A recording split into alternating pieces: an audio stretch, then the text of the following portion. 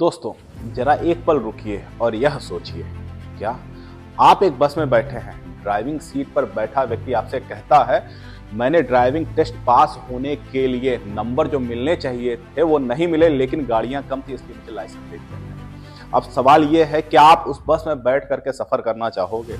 अगर आपका जवाब नहीं है तो आज का वीडियो आपके लिए बहुत जरूरी है। आज भारत के हेल्थ केयर सिस्टम के सामने ठीक यही सवाल खड़ा है।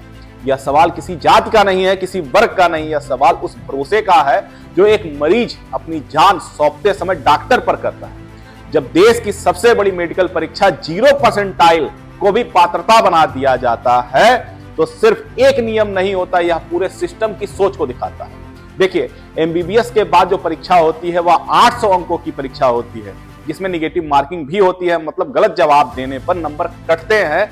यहां तक कि अगर सारे सवाल गलत हो जाए तो आपका स्कोर -40 तक जा सकता है।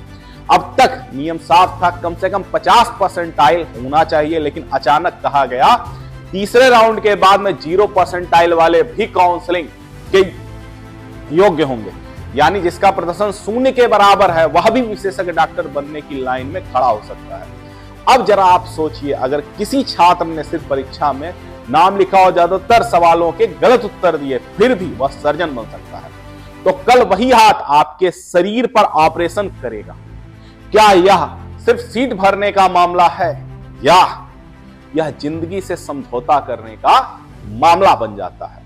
सरकार कहती है 18,000 सीटें खाली रह गई थी, लेकिन सवाल यह नहीं है कि खाली सीटें क्यों रही, सवाल यह है लाखों एमबीबीएस डॉक्टर होने के बावजूद पीजी सीटें खाली क्यों रहती हैं। इसके पीछे 3 कड़वी सच्चाइयां हैं।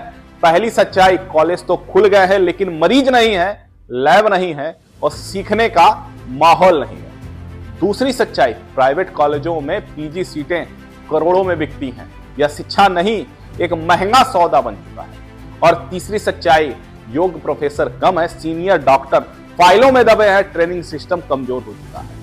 हम कभी नहीं कहते न्यूक्लियर इंजीनियर कम नंबर पर चल जाएगा, हम कभी नहीं कहते पायलट के कम नंबर हो लेकिन प्लेन उड़ा सकता है, लेकिन जब बात मानव जीवन की आती है तो हम समझौता कर लेते हैं।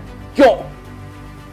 सोचिएगा, सोचिए, एक मां जिसके लिए उसका बच्चा सबसे काबिल होता है, सबसे भरोसेमंद होता है, लेकिन अगर वही मां बीमार पड़े और उसे पता चले कि इलाज करने वाला डॉक्टर माइनस स्कोर पर चयनित हुआ था, क्या वह मां खुद उसी डॉक्टर से इलाज कराना चाहेगी? यही सवाल पूरा देश पूछ रहा है, पूरे देश में पूछा जाना चाहिए।